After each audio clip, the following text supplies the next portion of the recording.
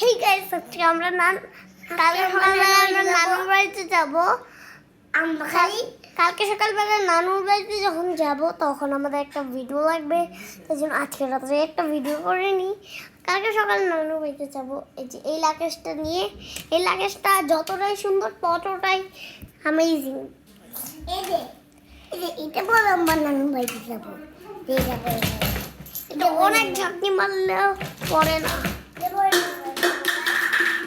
এই যে ঝাঁকি মারলাম পড়লো না। এই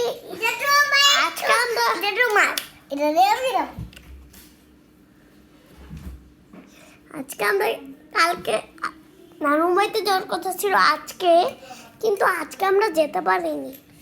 আজকে আমরা ওষুধ খেতে গিয়েছিলাম, তখন আমরা যেতে পারিনি।